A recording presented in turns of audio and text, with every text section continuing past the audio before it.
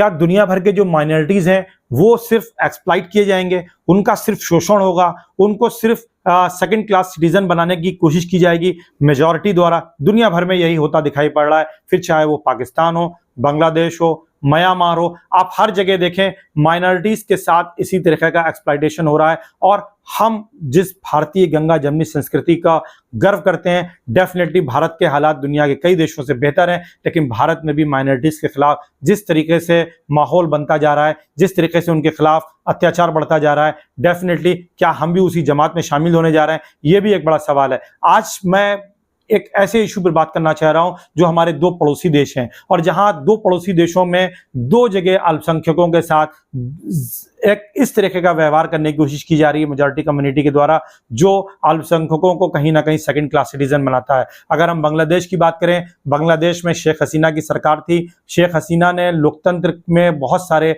अधिकारों का हनन किया है। उन्होंने कहीं ना कहीं तानाशाही रवैया भी अपनाया। उन्होंने विपक्ष विहीन करके कहीं ना कहीं सत्ता पर अपनी पकड़ को बनाए रखा रहा, जिसके चलते आक्रोश था। फिर ये आक्रोश एक रिजर्वेशन के मुद्दे से उभरा और फिर पूरा देश उसमें शामिल हुआ और शेख हसीना को भागना पड़ा। लेकिन अब जिस तरीके की रिपोर्ट्स आ रही हैं, अगर आप उस रिपोर्ट्स को देखें तो वहां के माइनॉरिटीज के साथ अगर जिस तरीके की घटनाएं दिखाई जा रही हैं सोशल मीडिया पर, वो सब किया जा रहा है, तो इसकी इस्लाम इजाजत नहीं देता है। इसको कंडेमनेशन करना चाहिए। माइनॉरिटीज के राइट हैं, आप माइनॉरिटीज भी इंसान है। किसी को उसके धर्म के आधार पर, उसके मजहब के आधार पर, उसके विश्वास के आधार पर अगर आप सताते हैं तो ना इस्लाम इसकी इजाजत देता है, ना इंसानियत इसकी इजाजत देता है। और ठीक इसी तरीके का एक घटनाक्रम म्यांमार में भी हो रहा है, जहां के रोहिंग्या मुसलमान, जो कि दुनिया के सबसे गरीब मुसलमानों में से और उत्पीड़ित लोगों में से एक हैं, उनके साथ भी इसी तरह का उत्पीड़न लगातार चला आ रहा है। और अभी कल ही वहां पर ड्रोन के जरिए से और हेलीकॉप्टर्स के जरिए से 150 से ज्यादा रोहिंग्या मुसलमानों को मार दिया गया।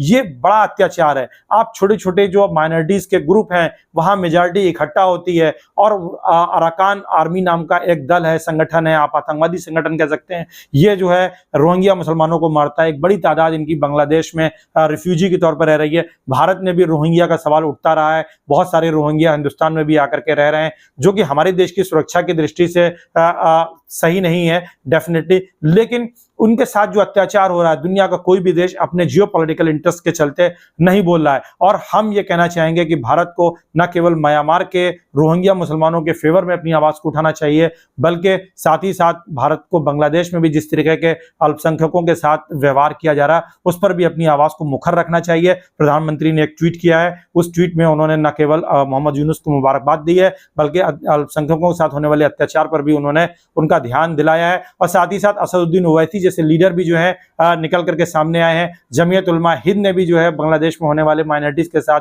होने वाले जुल्म पर खिलाफ आवाज उठाने के लिए कहा है। और यकीनन सरकार को इस मामले में पूरी आज़ादी होनी चाहिए कि बांग्लादेश के हिंदुओं की रक्षा के लिए सरकार को जो भी उपाय करने हैं, जो भी निर्णय लेने हैं, डिसीजन लेने हैं, सरकार उसको बिल्कुल आज़ादी के साथ ले, क्योंकि माइनॉरिटीज़ के साथ कहीं भी जुल्म नहीं होना चाहिए। फिर चाहे वो रोहिंग्या के मुसलमान हो, चाहे वो पाकिस्तान में रहने वाले हिंदू सिख हों, और या फिर जिस तरीके से हिंदुस्तान में लिंचिंग या इस तरीके के जो वातावरण मुसलमानों के खिलाफ इस देश में बनता जा रहा है। हालांकि भारत का हालात अभी इन जैसे देशों का जैसा नहीं है, और हम ये दुआ भी करते हैं कि हिंदुस्तान में ऐसे हालात कभी ना आए, क्योंकि हमारी जो गंगा जमनी संस्कृति है वो समन्वित संस्कृति है, इंटीग्रेटेड कल्चर है, जिसमें हम सब ने कंट्रीब्यूट किया है। भारत एक गुलदस्ता है, और इस गुलदस्ते की खूबसूरती ये है कि यहाँ अलग अलग धर्मों के लोग, अलग अलग जातियों के लोग, अलग अलग संस्कृतियां, भाषा, रीति रिवाज, खान पीन, हमने सबको सहेजा है और सबको हम संरक्षित रखते हैं। और यही भारत को दुनिया में सबसे विविधतापूर्ण देश भी बनाता है। यूनिटी विद इन डाइवर्सिटी जो भारत का नारा है,